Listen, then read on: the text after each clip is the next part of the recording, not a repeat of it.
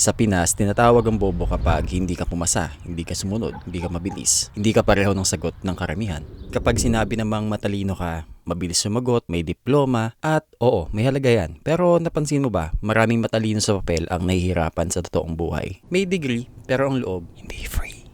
Oh, bago tayo magtalo kung sino ang bobo, itanong muna natin, ano ba ang basihan kapag tinawag kang bobo? Grades ba? Exam ba? English? Bilis ng sagot? O desisyon sa buhay?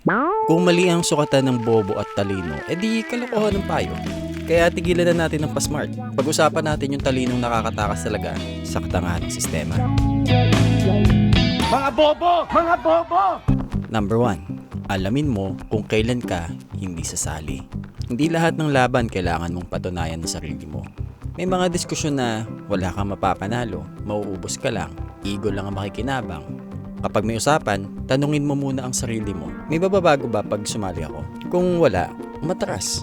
Hindi yan duwag, diskarte yan. Number 2. Makinig ka ng mas matagal kaysa sa pagsasalita mo. Maraming matalino sa eskwela ang nadadapa dahil gusto agad nilang magpakitang gilas. Ang street smart, nakikinig muna, nag-oobserba, hinahayaang magsalita ang iba. Sa meeting, sa inuman, o sa usapan, huwag ikaw ang unang boses. Mas marami kang makukuhang impormasyon kapag tahimik ka muna. Basahin mo ang tao, hindi lang ang salita. Hindi lahat ng sinasabi ay totoo. Hindi lahat ng totoo ay sinasabi. Pansinin kung sino ang consistent kahit walang nakatingin. Pansinin kung sino ang nagbabago kapag walang kapalit. Pansinin mo kung sino ang mabait lang kapag may kailangan. Ang talino sa buhay ay pattern recognition. Huwag mong ipagmalaki ang alam mo. Kapag pinakita mo ang lahat ng baraha mo, nagiging target ka. Inaasahan ka palagi. Mas mabilis kang nauubos. May alam ka? Okay lang. Hindi lahat kailangan ipaalam. Minsan, advantage ang underestimated. Matuto kang magtanong ng simple.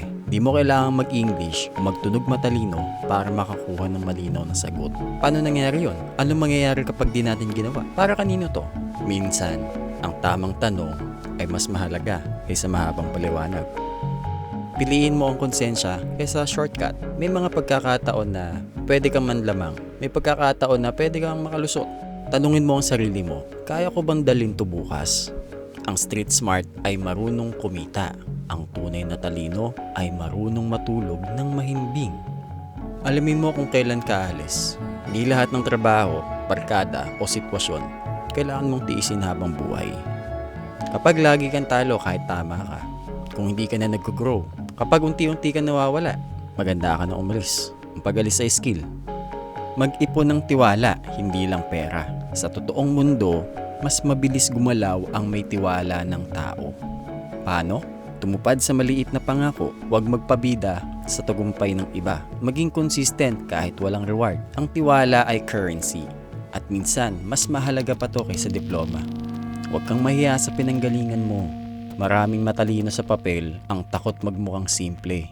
Ikaw, baliktad.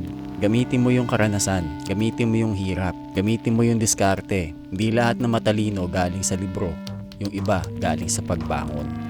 Lagi mong piliin kung anong klaseng tao ka, kahit walang nakatingin. Ito ang pinaka-importante. Pwede kang maging tuso pero wasak. Pwede kang maging magaling pero wala ng konsensya. O pwede kang hindi perpekto pero buo pa rin. Sa bawat desisyon, tanungin mo, ito ba yung taong kaya kong panindigan? Hindi ka kailangan maging pinakamatalino sa kwarto. Sapat na yung hindi ka nawawala sa sarili mo. Hindi patas ang mundo. Hindi patas ang sukatan ng talino. Pero may kalayaan ka pa rin pumili kung paano ka gagalaw. Kung hindi ka man honor student, kung hindi ka man mabilis sa exam, pwede ka pa rin pumili ng tama, manatiling tao. At sa mundo nating magulo, ito ang tunay na talino.